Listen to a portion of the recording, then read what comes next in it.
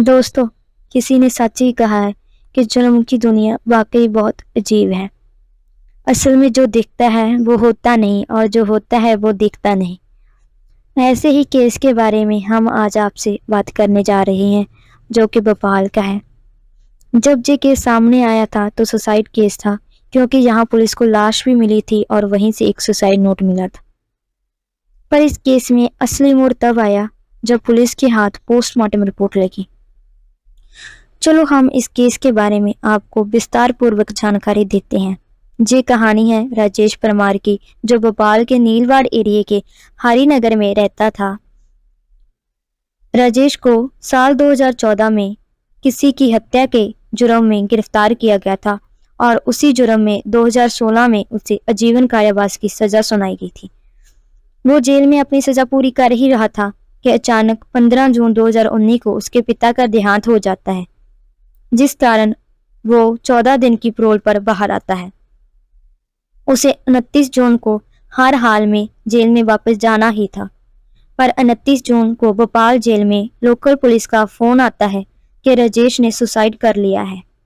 आज सुबह हमें राजेश के पड़ोसियों ने फोन किया था, जब उसके घर से आग की लपटें निकल रही थी। जब तक हम वहां पहुंचे वो मर चुका था। हमें उसके पास से एक सुसाइड नोट भी मिला, जिसमें लिखा था कि मैं अपने जीवन से बहुत परेशान हो चुका हूँ। मेरे पिता की मृत्यु के बाद अब मुझे कोई भी पैरोल नहीं देगा, इसी कारण मैं आत्महत्या कर रहा हूँ। हमने उसकी वो राइटिंग चेक भी करवाई है, वो राजेश की ही है। इसीलिए हमने उसकी बॉडी को पोस्टमार्टम के लिए भेज दिया है और हम केस बंद कर रहे हैं। पोस्टमार्टम की रिपोर्ट के बाद आपको भी हम रिपोर्ट भेज देंगे। पोस्टमार्टम के बाद बॉडी को रिश्तेदारों को सौंप दिया जाता है और रिश्तेदार उस बॉडी का अंतिम संस्कार कर देते हैं। पर जब 24 घंटे बाद पोस्टमार्टम रिपोर्ट सामने आई तो उसने तो पुलिस को भी हैरान कर दिया। आखिर ऐसा क्या था पोस्टमार्टम रिपोर्ट में? उस समय नीलवाड़ के एरिया एएसआई अखिल पटेल के स्टेशन में आता था। जब ये रिपोर्ट पुलिस के हाथ लगी तो अखिल पटेल ने इस रिपोर्ट को पढ़ा। रिपोर्ट में साफ साफ लिखा था कि राजेश की मौत धुएं के कारण दम घुटने से नहीं, बल्कि पहले उसका गला दबाकर उसे मारा गया है और बाद में उसको जलाया गया है। असल में ये एक सुसाइड केस नहीं, मर्डर केस है। पुलिस ये सोचती है अगर उसने सुसाइड करना ही था तो पहले उसका गला किसने दबाया और क्यों? फिर सुसाइड नोट क्यों छोड़ा? पुलिस को कुछ समझ में नहीं आ रहा था। फिर पुलिस राजेश के घर जाती है, पूरे घटनास्थल की छानबीन करती है और हर एक चीज को बारीकी से चेक करती है। पुलिस लाश की ली गई फोटोग्राफ्स को भी बहुत बारीकी से चेक करती है, जिसको चेक करने के बाद उन्हें पता चलता है कि लाश के दोनों पैर जुड़े हुए थे। अगर किसी को आग लगी हो तो वो तड़फेगा और हाथ पैर इधर उधर मारेगा, पर इस केस में ऐसा नहीं था। दूसरी बात, हाथों पर कुछ निशान थे, जैसे कि पहले उसे बांध कर रखा गया हो। और तीसरी बात, लाश का सिर्फ फेस और ऊपरी भाग ही जलाया गया था, जैसे किसी ने उसकी पहचान छुपाने की कोशिश की हो। जिसके बाद पुलिस को शक होता है कि ये राजेश है भी या नहीं।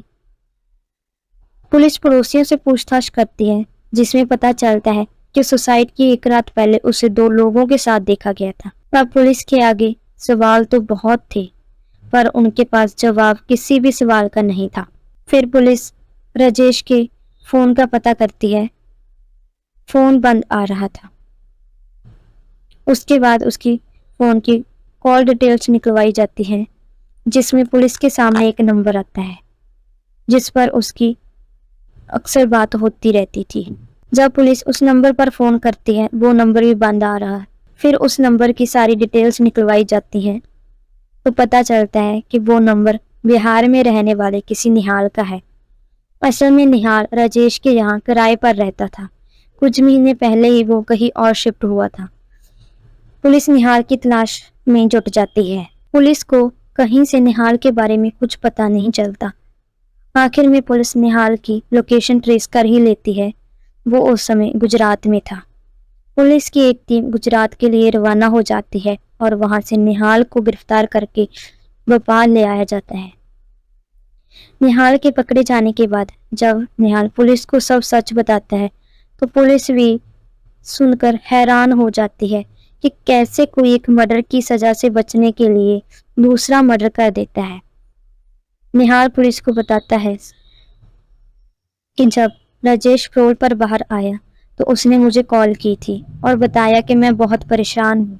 अब मेरे पिता की मौत के बाद कोई मुझे पेरोल नहीं देगा। मुझे जेल वापस नहीं जाना।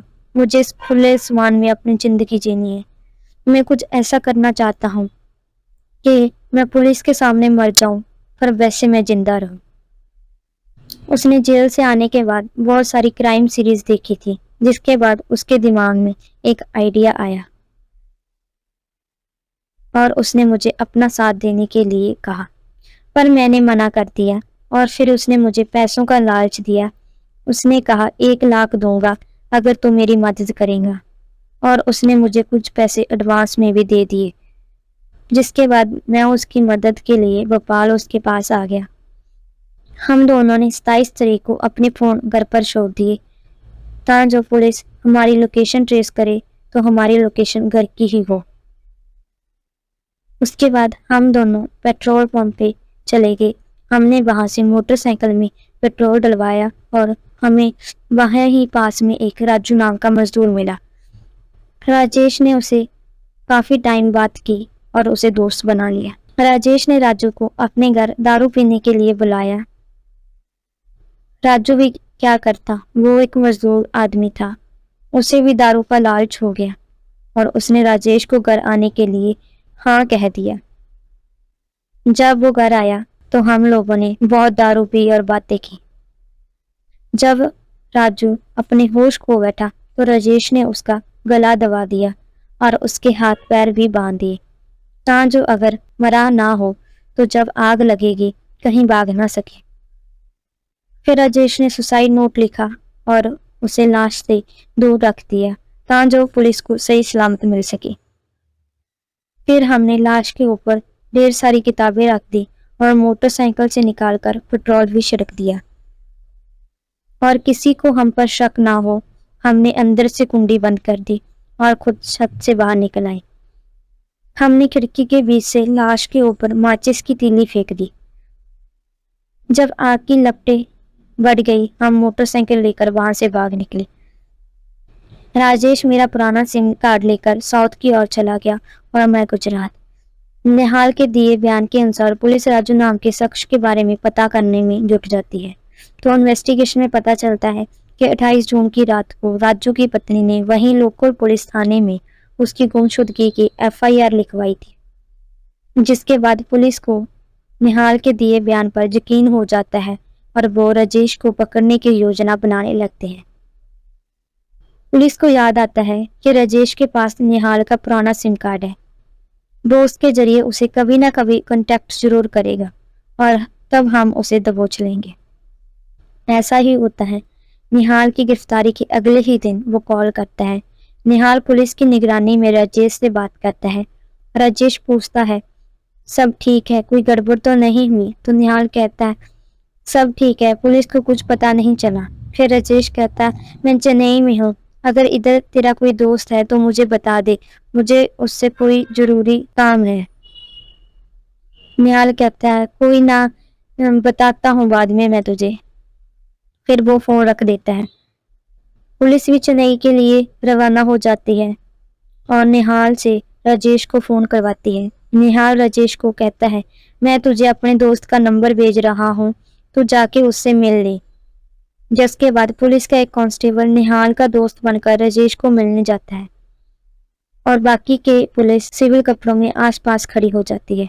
जैसे ही राजेश कांस्टेबल से मिलने आता है तभी पुलिस वाले वहां आ जाते हैं और उसे गिरफ्तार करके भोपाल ले आया जाता है। भोपाल आने के बाद राजेश से पूछताछ की जाती है, जिसके दौरान राजेश भी वही सेम कहानी बताता है जो निहाल ने पहले पुलिस को बता दी थी। पुलिस चार्जशीट फाइल करके केस को कोर्ट में भेज देती है और राजेश को जेल में भेज दिया जाता है। अब राजेश के ऊपर दूसरे कत्ल का मुकदमा भी चल रहा है। 8 जुलाई 2019 को पुलिस खुद ये केस मीडिया के सामने लेकर आई थी और सारी कहानी मीडिया में सुनाई, कैसे और क्यों अपराध को अंजाम दिया और कैसे अपराधी को पकड़ा गया। एएसआई अखिल कहते हैं कि ये केस पुलिस की नज़रों में धूल झोंकने वाला था। कैसे कैदी ने अपने आप को बचाने के लिए अपनी हत्या का ढोंग रचा और एक मासूम की जान ले ली। अगर आपको कहानी अच्छी लगी हो तो हमारी वीडियो को लाइक करें और अपने दोस्तों के साथ शेयर करें। इसी के साथ चैनल को सब्सक्राइब करना मत भूलिए। धन्यवाद।